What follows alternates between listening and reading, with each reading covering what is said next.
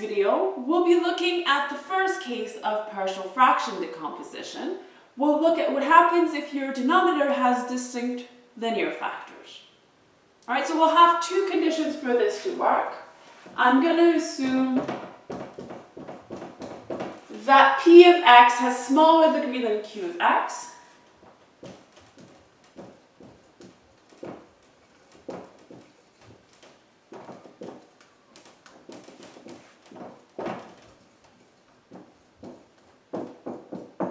And I'm going to assume that Q of x factors completely into linear terms and that all these linear terms are different. So let Q of x factor into distinct linear factors. So let me write it as x minus a1, x minus a2, x minus a... Okay, what did I use? Yeah. All right, so all distinct means that all of these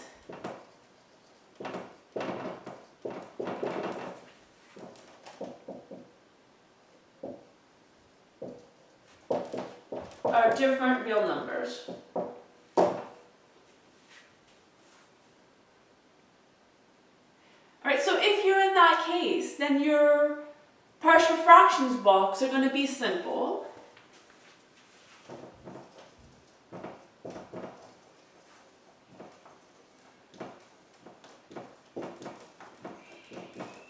Then you'll get constants a1, a2, up to ak, so that P of x over Q of x is equal to a1, x minus a1, a2, x minus a2,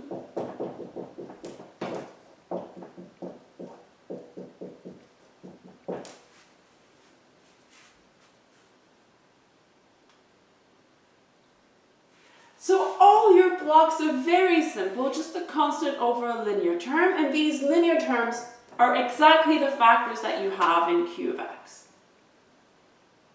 Let's try an example.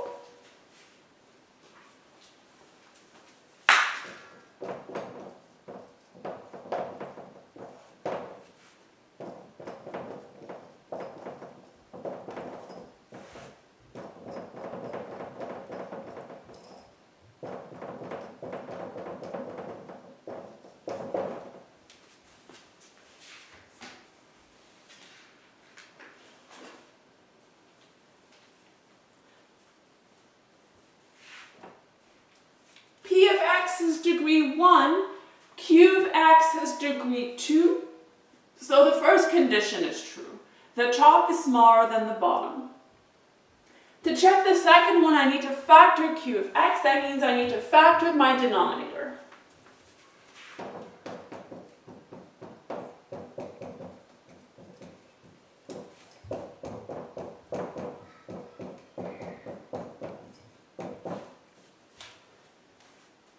To factor it, you can use the quadratic formula if you want, but in this case, I can see it's going to be 2 and 3. To make sure I get a plus, I'm going to use plus 3 and minus 2. I have two different factors. I have x minus 2 and x plus 3, or x minus minus 3. And so these are different. So that means this first method applies.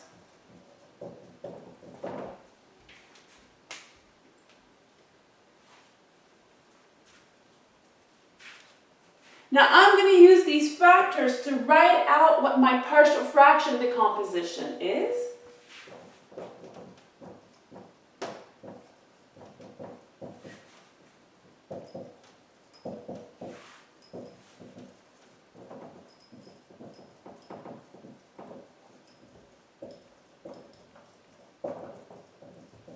So my fraction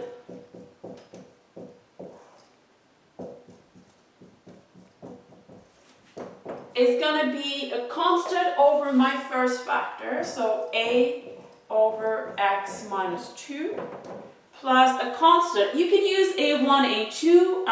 I find it easier to use a and b at this point.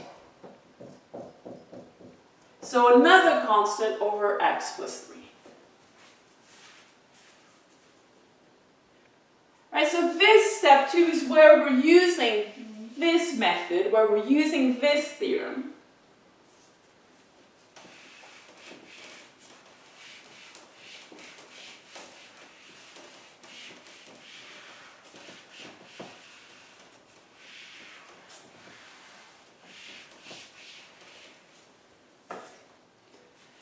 Now I need to figure out what these two constants are.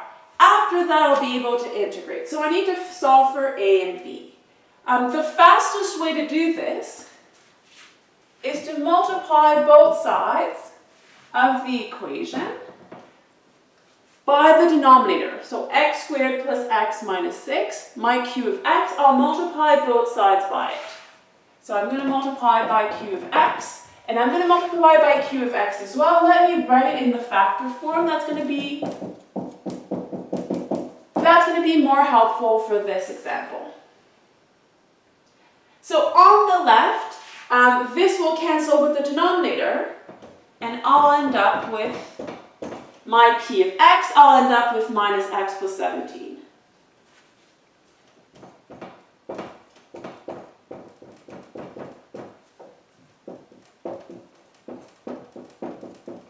Since this is the first example, let me write it the long way. I'm going to multiply out each of the term by x minus 2, x plus 3, same thing here.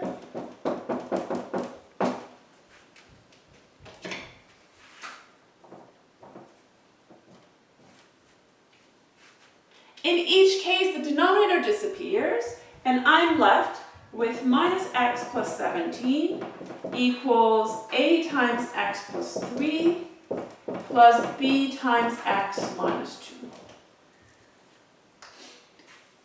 So now I don't have denominators anymore, and that makes me happy. I don't have denominators, but I still need to do some work. I still need to figure out what a and b. Now in this case, there's a little trick that if you want these two polynomials to be equal, they need to be equal for every single value of x. So instead of expanding and matching coefficients, which you can definitely do, what I'll do at this point is I'll plug in my special values. So I'm going to plug in special values of x. I'm going to plug in the zeros of these linear terms. So at x equals 2, I get 15 on this side. Let me write it the long way again. So minus 2 plus 17 equals a times 2 plus 3 plus b times 2 minus 2. So I end up with 15 equals 5 times a, and I get that a is 3.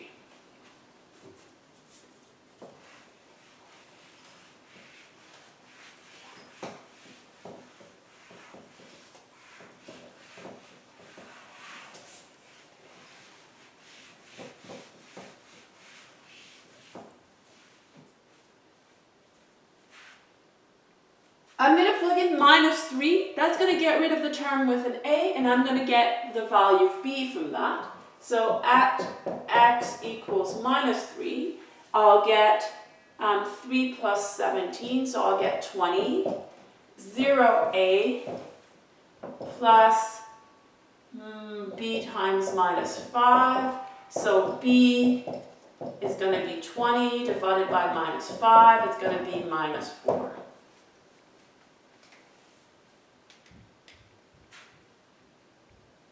Right, so in my partial fraction decomposition, my a will be 3 and my b will be minus 4. And so what we get, I'm sorry, I don't have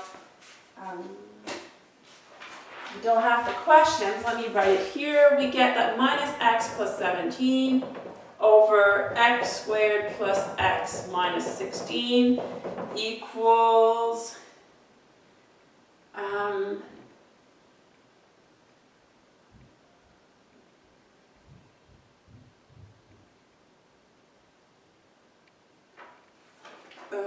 was it?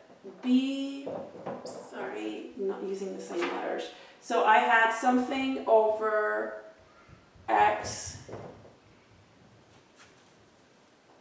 oh, perfect. X minus 2, that was A, so that's 3. B is minus 4, B was over x plus 3. Thank you.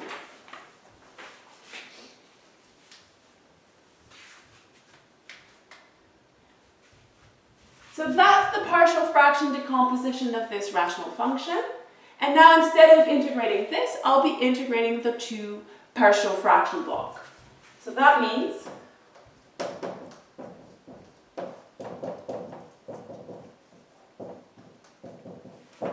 that the integral of minus x plus 17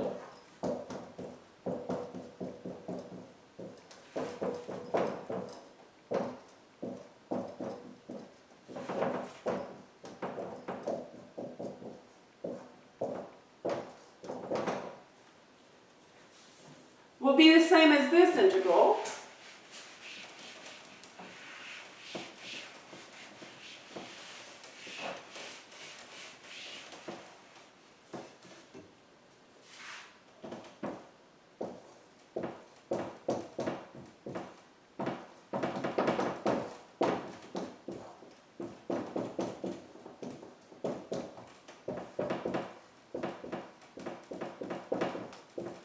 And now we're going to use our trick. We can use our formula instead of integrating two different integrals using two different substitution. I'm just going to use our formulas that we wrote down earlier, and I get my answer from this.